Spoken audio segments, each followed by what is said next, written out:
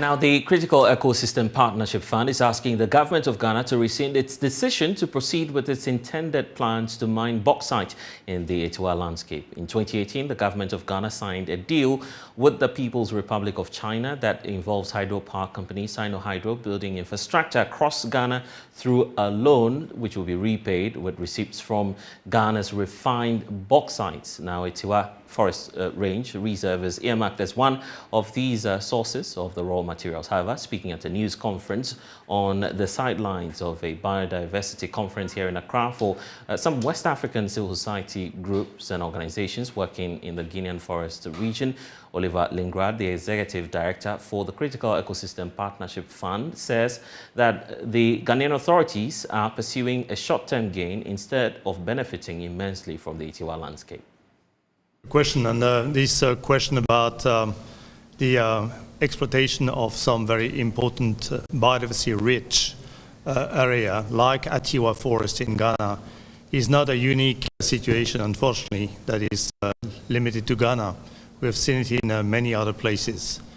I think that the message to the government of Ghana is to realize the importance of these natural forests as important reservoir for biodiversity. And this biodiversity is not only important for intrinsic value, but also for the ecosystem services that this forest is providing to a very large number of people. If you look at Etiwa Forest, there are many different rivers coming out of this forest. If you cut down the forest, not only you lose biodiversity, but you lose these essential ecosystem services that Etiwa Forest is providing. And who's going to provide this freshwater water that is needed by the communities, and by people living in urban centers, once these rivers sources have dried out. So that's a very important issue, and I'm afraid that it's a short-term profit that is taking over the long-term view of the economic development of a country. So natural capital needs to be managed, for the long run, and we should not, authorize illegal logging or illegal mining in important biodiversity areas that are essential for the communities and for people at large. So I think that I would certainly urge the government of Ghana to reconsider the degazettement of Etiwa and making sure that it's managed for the long run for the essential ecosystem services that this forest provides.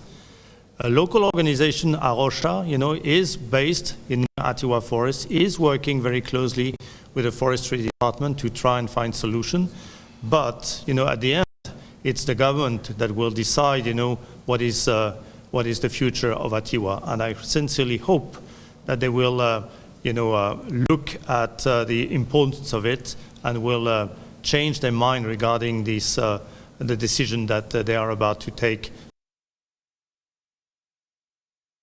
Well, so as we speak, that conference has come to an end, and obviously there's a need for us to look at what the outcomes are and what it is that civil societies across the country need and also across the West Africa sub-region need in expanding the activities in preserving our forests. Joining me now is Ruth Akagu, Small Grants Manager at BetLife International. It's such a great time to be talking to you. Welcome to the program. Thank you very much. It's been a very daunting task managing all of the civil society groups from West Africa over a 4-day period. We know that there's a conference that happened here in Accra.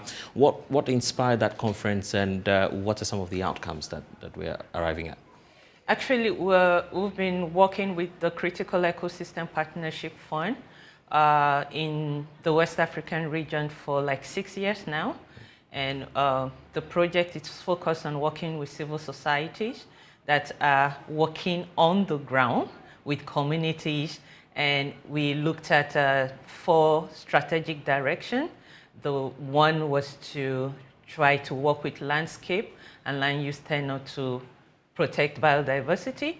The second one was to safeguard threatened species. The third was to try to mainstream what we call biodiversity conservation into private and public sector.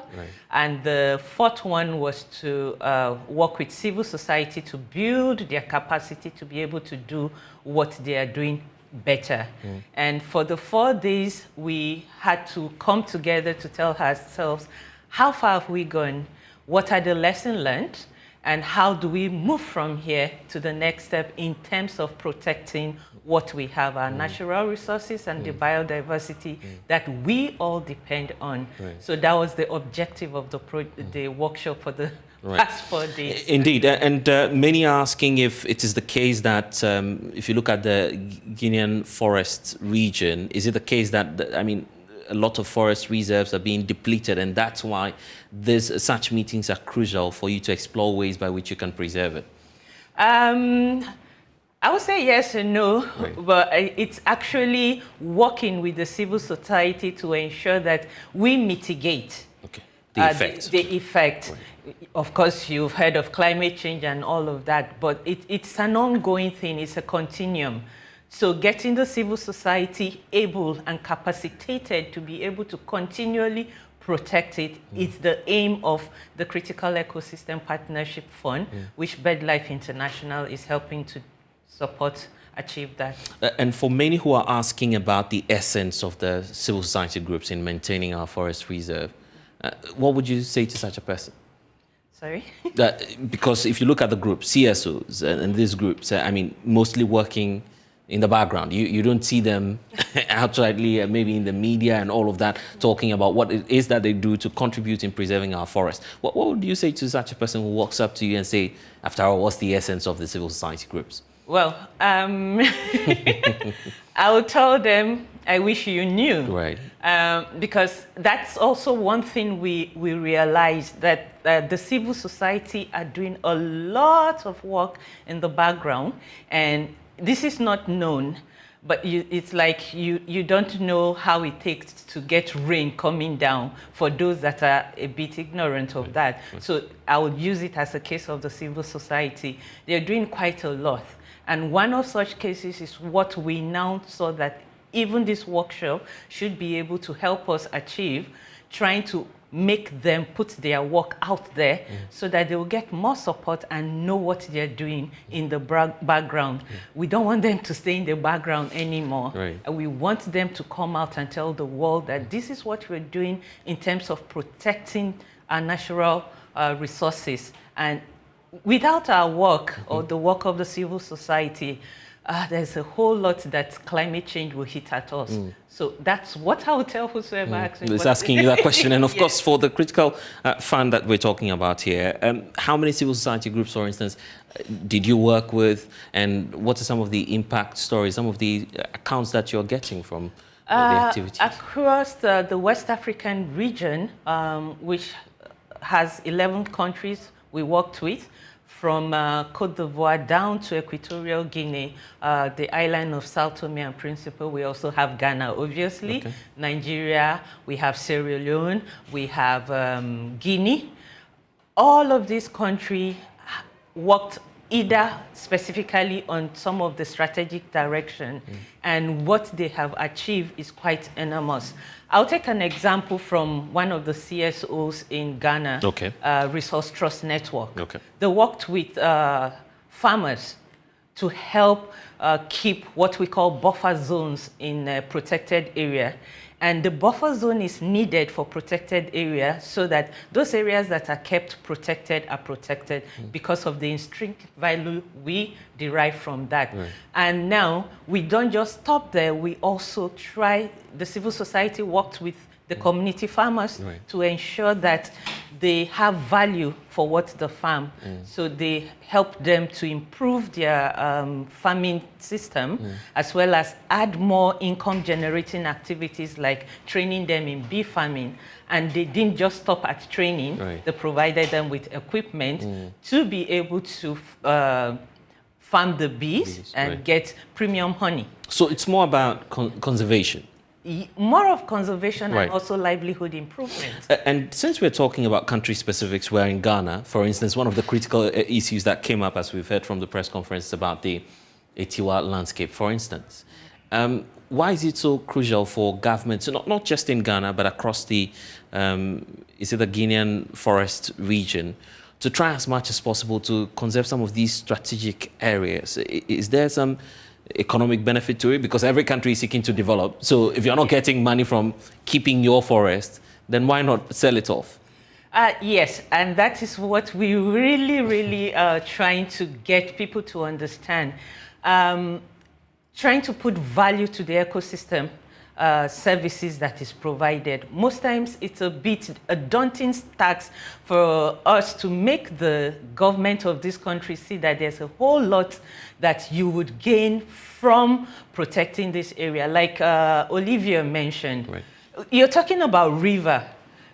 You really need to think through it. If you're going to create a road past where you have stream that the whole community is depending on, the question is, what alternative have you given them?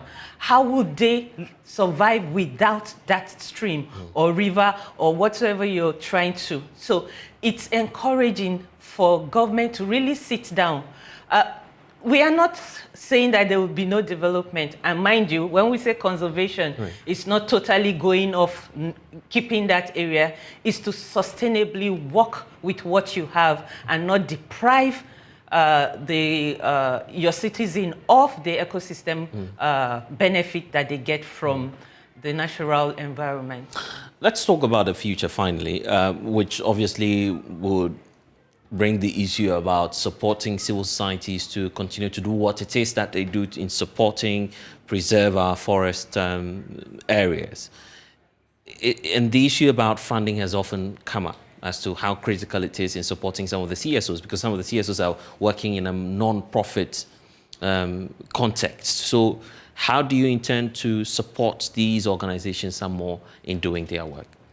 On our part, like you say, working in the background, right, we will try to ensure we get funding to continue on what we're doing. But on the part of the state government of these countries we're working with, you remember I mentioned that one of our strategic direction is to mainstream biodiversity into a public-private sector. Yeah. So what we are asking is that the government of these countries should try to also have a budgetary allocation that will focus on conservation and biodiversity protection as well as conservation as a whole. We're talking about natural resource management, and it is something that should be at the forefront of any government in any country. And for instance, here in Ghana, we're doing the Green Ghana Agenda. It's a laudable initiative, I guess. Yes, it is. You will expect more from government, or? Yes, we will. We are always expecting more from government, and we are hoping that it's time we come and sit at the round table and make a way forward that will benefit everybody, especially for the natural resources that God has given all of us to manage. And you can see the beauty on your screens right now from the forest areas, how green it is. But of course, that's where we need to wrap up our conversation for now. Thank you so much, Ruth Akago, for joining us. We'll return shortly after this.